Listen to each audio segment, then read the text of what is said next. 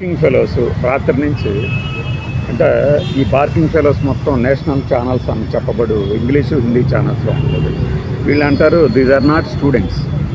ఢిల్లీలో జంతర్ మంతర్ దగ్గర గత వారం 10 రోజులుగా ధర్నాలు నిరసనలు చేస్తున్న వాళ్ళు స్టూడెంట్స్ కాదట. వీళ్ళు చూపిస్తారు కొన్ని వీడియోలు.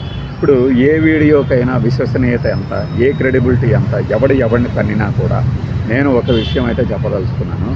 ఈ పార్లమెంటు దగ్గర 4-5 ట్రక్కుల్లో ముందుగానే వీళ్ళందరూ ప్లాన్డ్గా రాళ్ళు తీసుకొచ్చి పెట్టుకున్నారు అని చెప్తున్నారు కదా. ఒకవేళ అదే నిజమైతే ఈ రాళ్ళు తీసుకొచ్చి అక్కడ పెట్టుకున్న దాకా పోలీస్ యంత్రాంగం ఏం చేస్తుంది అక్కడ? ఢిల్లీ ఇంటెలిజెన్స్ ఏం చేస్తుంది? ఎందుకంటే ఢిల్లీలో పోలీసింగ్ అంతా కూడా లెఫ్టినెంట్ గవర్నర్ ఆధ్వర్యంలో ఉంటుంది కదా పరిపాలన అంతా కూడా. మరి వాళ్ళు ఏం చేస్తున్నారు చెప్పండి? అంటే వీళ్ళు ఏదో ఒక ఇల్లు కట్టుకోవడానికి రాళ్ళు తీసుకెళ్తున్నారు, కంకర రాళ్ళు. అప్పుడు దాకా చూద్దాం మనం అని వెయిట్ చేస్తున్నారా? ఎవరి వైఫల్యం ఇది? ఈవెన్ స్టూడెంట్స్ తీసుకెళ్ళినా, ఎవడైనా కావాలని పెట్టినా అది ఎవరి వైఫల్యం? దాన్ని అలా పక్కన పెడితే దీస్ ఆర్ నాట్ స్టూడెంట్స్, కరెక్టే. వాళ్ళు ఎవరు స్టూడెంట్లు కాదు, కానీ యువకులకి మద్దతుగా వచ్చిన వాళ్ళు ఉన్నారు కదా. వాళ్ళలో అందరూ స్టూడెంట్స్ కాదు, అందరూ బయట నుంచి వచ్చిన వాళ్ళు కాదు. వాళ్ళలో నిజమైన స్టూడెంట్స్ ఉన్నారు, వాళ్ళకి మద్దతుగా వచ్చిన వాళ్ళు ఉన్నారు, ఇలా గొడవలకు దిగేవాళ్ళు ఉన్నారు. గొడవలకు దిగే వాళ్ళని పట్టుకోవటమే కదా ఇంటెలిజెన్స్ ఇచ్చేటటువంటి సమాచారం. వివిధ ప్రాంతాల నుంచి అక్కడికి ఎలా చేరుకున్నారు అనేది ఈ రోజున బ్రేకింగ్ వేసేసి అమ్మో ఇంత పెద్ద కుట్ర చేశారా అనుకునేటట్టు చేద్దామని కాదు. ముందేం చేసింది యంత్రాంగం? నీటి పేపర్లు లీక్ కాకుండా 45 రోజుల్లోనో 50 రోజుల్లోనూ మళ్ళీ ఎగ్జామ్ పెట్టాము మేము అని చెప్తున్నారు కదా. మరి టెలిగ్రాము యాప్ని ఆ ఎగ్జామ్ జరుగుతున్న ముందు రోజుల్లో ఎందుకు బ్యాన్ చేశారు? మరి వాట్సాప్ని ఎందుకు చేయలేదు? ఏదైనా అడగవచ్చు, అడగటానికి ఏముంది. ఇప్పుడు ఈ కాక్రోచ్ జనతా పార్టీ ఏదైతే డిమాండ్లు పెడుతుందో అది మీరు ఈ వీడియో చూసే టైంకి పూర్తయిపోవచ్చు, లేదంటే ఇంకొక 2-3 రోజులు డ్రాగ్ ఆన్ చేసేసి దాన్నే చల్లార్చవచ్చు. ఎట్లాగా అంటే ఆల్రెడీ ఎవరైతే సూసైడ్కి పాల్పడి చనిపోయారో ఈ నీట్ ఎగ్జామ్ లీక్ అయిన తర్వాత ఈ రిజల్ట్స్ వలన ఆ కుటుంబాలకి ₹1 కోటి నష్టపరిహారం ఇవ్వాలి అనే ఒక డిమాండ్ ఉంది. రెండవది విద్యార్థుల మీద పెట్టిన కేసులు ఎత్తేయాలనేది అన్నిటికన్నా ప్రధానమైంది. ధర్మేంద్ర ప్రధాన్ని రాజీనామా చేయించుకోవాలి. దానికోసం ఒక రోజు గడివే అడిగారు అని చెప్పి సౌరవ్ దాస్లు అష్టోత్తరాంకాలు చెప్పారు. నిన్న 12:30 ఆ సమయంలో ధర్మేంద్ర ప్రధాన్ జితేంద్ర సింగ్తో మాట్లాడినారు. ఫైన్, సరే ధర్మేంద్ర ప్రధాన్ కాదనుకుంటా, జేపీ నడ్డా గారు మన ఈయన జితేంద్ర సింగ్ వాళ్ళు ఒకరోజు గడివారు అన్నారు. వీళ్ళేమో సానుకూలంగా ఉన్నట్టు కనిపిస్తుంది కేంద్రం అన్నారు. ఆ 2 డిమాండ్లు చేస్తారు. 20 కుటుంబాలకి లేదంటే 30 కుటుంబాలకి ₹1 కోటి ఇవ్వటం అనేది పెద్ద విషయమేం కాదు కేంద్ర ప్రభుత్వం. కానీ ఆ మంత్రి చేత రాజీనామా ఎందుకు చేయించాలి? మనం తప్పు చేసినట్లు కదా. అంటే తప్పు చేసినట్లు ఎందుకు అవుతుంది? బాధ్యత వ్యవహరిస్తుంది. కానీ వీళ్ళు అడిగారు కాబట్టి ఇంత ఆందోళన చేసిన తర్వాత చేశారు అంటే ఈగో ఇష్యూ.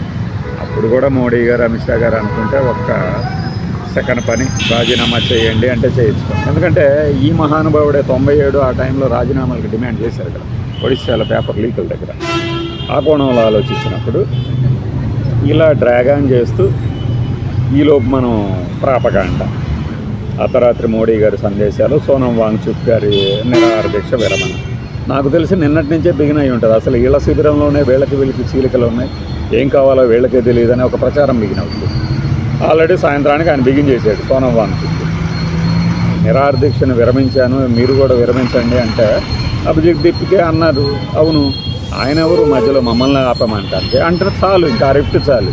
అంటే ఇప్పుడు నాకు మీ సర్టిఫికెట్లు కావాలా? నేను సోనం వాంగ్చుక్, బాబు సోనం వాంగ్చుక్, మీరు దీక్ష చేశారు, గుడ్, మీ ఆరోగ్యం సరిగ్గా చూసుకోండి. మిమ్మల్ని కన్విన్స్ చేసింది కేంద్ర ప్రభుత్వం.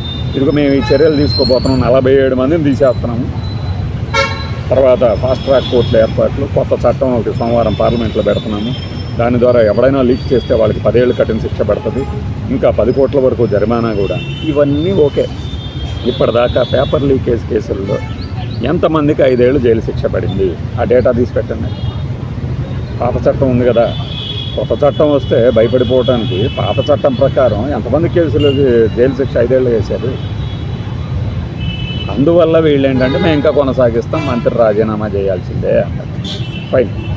ఈ శిబిరంలో ఇలా చీలిక, ఈ చీలిక ద్వారా ఈలోపు బ్యాడ్ ప్రాపగాండా కొన్ని వీడియోలు ఇస్తారు, పోలీసులను కొడుతున్న వీడియోలు. ఇదేంటి, ఇది మన దేశం కదా, మనం ఎలా చేస్తాం? నిజమే, మాకు కూడా ప్రభుత్వ మార్పిడి కానీ విధానాల మార్పిడి కానీ ఎన్నికల ద్వారానే జరగాలనేది మన ఉద్దేశం కూడా. ఎవరు ఇప్పటికేదో ప్రభుత్వాల మార్పిడి దాడి చేస్తున్నారు బంగ్లాదేశ్ లాగా నేపాల్ లాగా కొత్తదానికి ఏం లేదు. ఇక్కడ అంత సినిమా లేదు. ఎందుకంటే మనకి అక్కడలాగా అన్రెస్ట్ లేదు కదా దశాబ్దాల తరబడి. మనం ప్రశాంతంగా బతుకుతూ ఉంటాం. ఎలాంటిది జరిగినా కూడా మనకేమి క్షేమ కూడా పుట్టినట్టు లేకుండా. పక్కన ఎవడైనా చనిపోయినా కూడా హ్యాపీగా మందుబాట్లు చేసుకుంటారు కొంతమంది. దానివల్ల వాడుకున్న పార్టీని కంటిన్యూ చేస్తారు. అంటే అలానే రోడ్డు ఎక్కేసి నిరసనలు తెలియజేయమని కాదు. పార్లమెంటు జంతర్ మంతర్ అనేది ఎన్నో దశాబ్దాల నుంచి అదొక ధర్నాలకి వేదిక. అక్కడ వద్దంటే ఇంకెక్కడ చేస్తారు? పార్లమెంట్లో మీరు దీని మీద మాట్లాడకూడదు అంటే మరి ఇంకెక్కడ మాట్లాడతారు ఎంపీలు? కాబట్టి కౌంటర్ వ్యూహం అది. అర్ధరాత్రి మోడీ గారి సందేశం ఇయటం, దాన్ని 30 కోట్ల మంది చూశారని చెప్పడం, తర్వాత 50 కోట్ల అంతేందుకు దేశ జనాభా మొత్తం చూస్తుంది. ఫైన్.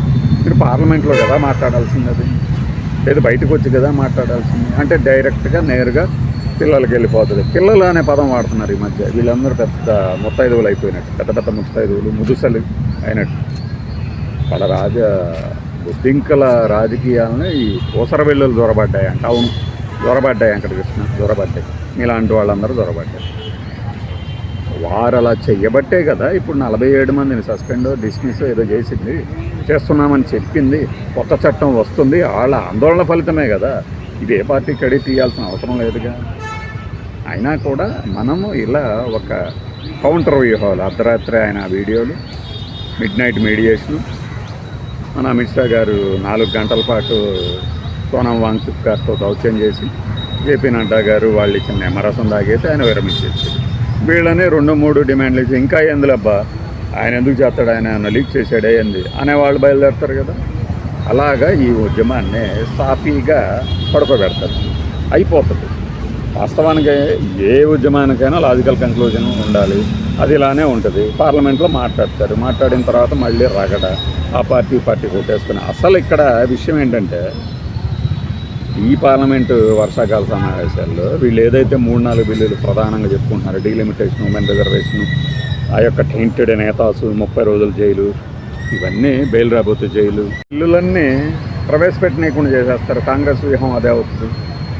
ఎన్సీపీని తీసుకున్నా, ఉద్ధవ్ సేన్ తీసుకున్నా, వీళ్ళందరినీ తీసుకున్నా సరే ముందు అసలు ఈ సెషన్స్, ఈ వర్షాకాల సమావేశాలని ఈ నీటి వ్యవహారాలకి సమర్పించేలాగా ప్లాన్ గీసేస్తారు. వ్యూహం ఎవరి వ్యూహం వాళ్ళది. పెద్ద ఉద్యమాలు కూడా ఏదో ఒక దశలో చివరికి క్షీణించటమో లేకపోతే అంతిమ ప్రయోజనం పొందటమో జరుగుతాయి కదా. ఆ కోణంలో చూసినప్పుడు ఇది అంత పెద్ద వ్యవహారమే అనుకోవాల్సిన అవసరం లేదు. అయితే పార్కింగ్ డాగ్స్ ఉంటాయి. పార్కింగ్ డాగ్స్ ఇంగ్లీషు, హిందీ ఛానల్స్లో రెచ్చిపోయి ఇరగదీస్తూ ఉంటాయి అన్నమాట. జాతి హితం కోసమే అతను నిరంతరం బతుకుతున్నట్టు. ముఖ్యంగా జులపాలోడు ఉంటారు కదా, ఇలా ఆడి చూస్తే అసలు ఇతను అందుకే అంటుంది, అంతకుముందు వీడియోలో చెప్పాను కదా, ద్వేషం, హేట్రేట్, నిరంతరం అవతలవాడి మీద ద్వేషంగా అక్కటమే పరమావధిగా బతికే వాళ్ళకి ఈ మధ్య కొన్ని మీడియాల్లో బంద్ చేస్తున్న వాళ్ళందరికీ కొంతమందికి బ్రెయిన్ స్ట్రోక్లే వస్తున్నాడు, వేరే ఏం రాదు. ఎందుకంటే ఇదే నిరంతరం అవతలవాడి మీద ఎలా విషయం కట్టాలి. ఒక పరిణామం జరిగిన తర్వాత దాని మీద విశ్లేషిస్తే కొంతవరకే ఆవేశం ఉంటుంది. ప్రతిదాన్ని ఆవేశాన్ని నటిస్తూ తెచ్చిపెట్టుకొని అక్కడ ఇక్కడ అరువు తెచ్చుకొని ప్లాన్లు గీసి లేని దాని మీద కూడా ఏదో చేద్దామనుకుంటే తట్టుకోవాలి కదా నరాల ఒత్తిడిని. అందుకని అలా చేరుతున్నారన్నమాట.